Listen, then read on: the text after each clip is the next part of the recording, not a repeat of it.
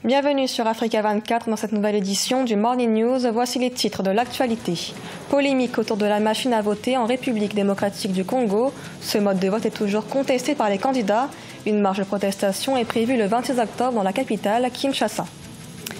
Les leaders technologiques africains étaient réunis à Accra, au Ghana, à l'occasion du sommet technologique des femmes, un événement pour explorer les manières dont les femmes peuvent se développer dans le domaine numérique. Et puis la Fédération de football malienne en crise. Les clubs comptent 2 années sans championnat, une situation difficile pour les jeunes footballeurs maliens. En République démocratique du Congo, les candidats à la présidentielle du 23 décembre rejettent l'usage de la machine à voter. Aucun accord n'a été conclu avec la commission électorale. Une marche de protestation est prévue à Kinshasa ce 26 octobre. Les précisions avec Adilatou Badawi. L'usage de la machine à voter continue de faire polémique en République démocratique du Congo. L'opposition rejette cet outil qui, selon elle, n'est pas prévu par le code électoral et pourrait donner lieu à des incohérences dans le processus électoral. La loi électorale a prohibé l'utilisation de procédés électroniques pour le vote. Deuxièmement, pour des raisons techniques, moins d'1% des Congolais maîtrisent l'outil informatique. Pour des raisons logistiques, cet outil a du mal à se faire transporter jusqu'à l'intérieur du pays dans les différents sites des élections. De plus, l'opposition congolaise demande à la CENI, la commission en charge du processus électoral, d'extraire au moins 10 millions d'enrôlés dont les empreintes digitales ne figurent pas dans le fichier électoral. Or, la CENI relève que l'extraction de quelques 16,6% des électeurs sans empreinte digitale pourrait altérer la bonne tenue des élections prévues pour le 23 décembre. Il y a des catégories de métiers pour lesquels les empreintes n'étaient pas disponibles, pour tous ceux qui font plus ou moins les travaux manuels. Il y avait aussi ceux qui étaient amputés et pour tous ces cas, la réglementation de la CENI avait prévu que les présidents du bureau d'enrôlement allaient mettre ses propres empreintes. De son côté, l'opposition annonce 2 grandes manifestations, à savoir un meeting à Lubumbashi le samedi 13 octobre et une marche de protestation le 26 octobre à Kinshasa. Objectif, faire pression à la centrale électorale afin de recourir au vote manuel. Au regard de ces incompréhensions autour de la machine à voter, le Conseil de sécurité de l'ONU a invité les acteurs politiques à mettre tout en œuvre afin que ces élections soient crédibles et se tiennent dans un climat apaisé. Le sommet technologique 2018 des femmes a eu lieu du 10 au 12 octobre à Accra, au Ghana, un événement dont l'objectif est de réduire le fossé entre les hommes et les femmes dans le numérique. Les leaders technologiques préconisent la mise en place de mesures spécifiques pour garantir un accès abordable à Internet en Afrique. Cheikh Omar Bandaogo. Plus de 30 pays représentés pour un seul objectif. Travailler à réduire la fracture numérique entre hommes et femmes sur le continent. Les femmes œuvrant dans cette optique se sont réunies à Accra du 10 au 12 octobre 2018 dans le cadre du 2e sommet annuel technologique des femmes et des filles. Digital gender divide. La fracture numérique entre les hommes et les femmes est essentiellement liée à l'accès aux technologies numériques et leur utilisation. Nombre de ces facteurs ont aussi tendance à être politiques, civiques et sociaux. Ils contribuent également à créer une expérience numérique différenciée. Le déficit infrastructurel constitue le principal facteur des charges relativement élevées en termes de connectivité. Selon ces femmes, l'adoption de politiques au niveau étatique est nécessaire pour garantir un accès moins coûteux à Internet. Afin de nous assurer que nous avons un accès abordable à Internet en Afrique, nous avons besoin avant tout que les gouvernements africains adoptent la politique d'1 pour 2, c'est-à-dire en gigaoctets de données pour un revenu mensuel moyen ne dépassant pas 2%. Ce groupe de femmes avait déjà proposé la création de cybercafés et des pôles d'innovation adaptés aux femmes, offrant des possibilités de formation, de sécurité et économique.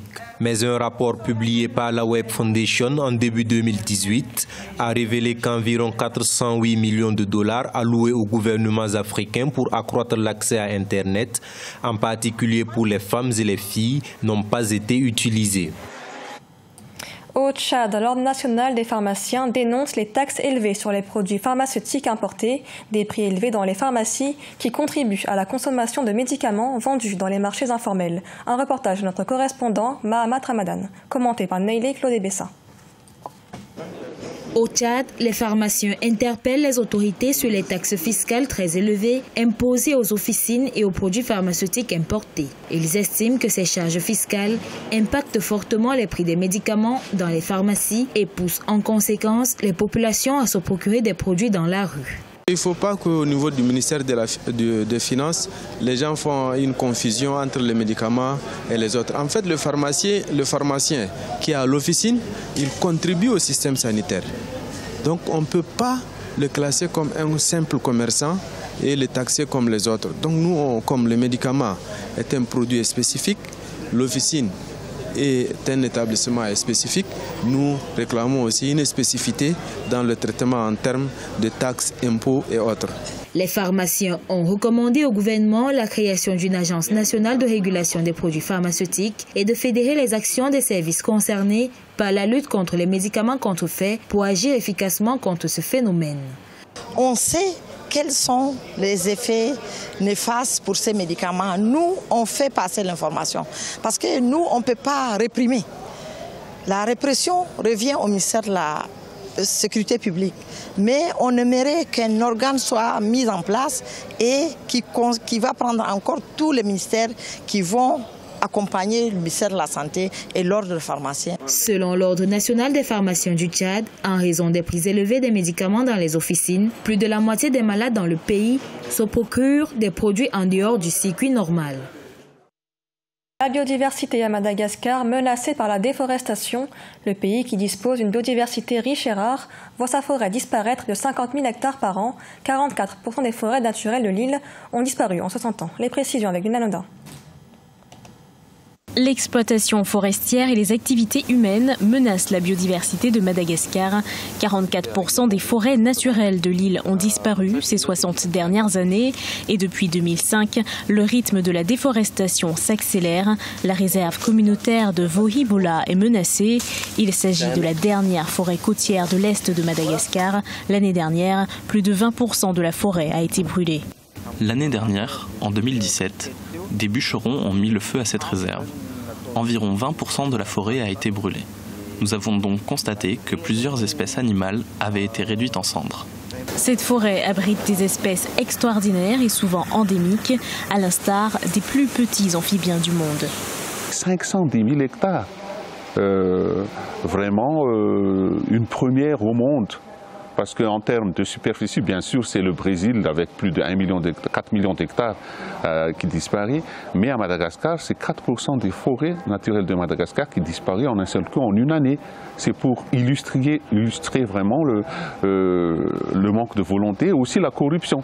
Parce que la courbe de la corruption, étrangement, va de pair avec la courbe de la déforestation à Madagascar. Les scientifiques attribuent la flore et la faune unique de Madagascar à son long isolement des continents voisins. L'île a été isolée des autres masses continentales depuis plus de 160 millions d'années. Il y a 60 ans, les forêts primaires couvraient près de 30% de la grande île. Depuis, 50 000 hectares de forêts disparaissent chaque année. Le football malien en crise, une nouvelle assemblée élective devait être mise en place avant fin octobre. Toutefois, aucune élection n'est prévue jusqu'à ce jour. Par ailleurs, les clubs maliens sont à leur deuxième année sans championnat. Une situation difficile pour les jeunes footballeurs maliens. Reportage de notre correspondant Mokhtar Bari.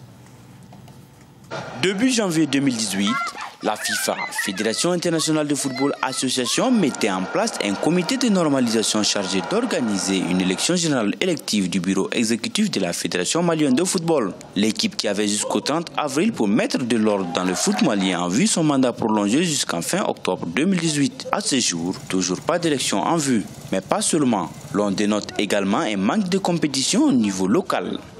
Au moment où il y avait le championnat et tout bon. On avait peu de temps, bon. Il y avait l'entraînement chaque jour, presque, on s'entraîne chaque jour, bon. Mais comparé à maintenant, bon, on a peu d'activités. Ben, maintenant, moi, quand je parle à l'entraînement le lundi, ben, quand je viens seulement, vu qu'il n'y a pas l'entraînement de choix, je viens prendre du thé ici. L'absence de compétition est synonyme d'absence de revenus pour toute la chaîne du football malien. C'est toute une économie qui se meurt, suscitant de nombreuses inquiétudes. L'impact est réel et le Mali a intérêt à reprendre les choses à main très vite. Instaurer un championnat digne de ce nom, permettre à ces jeunes de s'intéresser au football, de jouer au football et que le Mali reprenne sa place. Sinon, on agrandit le lot de chômeurs et quand on agrandit le lot de chômeurs, on crée quelque part une autre insécurité. En attendant un nouveau bureau fédéral à la FEMAFOOT, les jeunes footballeurs maliens peuvent se contenter des matchs de l'équipe nationale senior qui s'illustrent plutôt bien dans les éliminatoires de la Coupe d'Afrique des Nations, Cameroun 2019. Ce journal a été réalisé par l'ensemble de la rédaction. Merci de l'avoir suivi. Dans un instant, retrouvez une nouvelle édition de l'information sur Africa 24.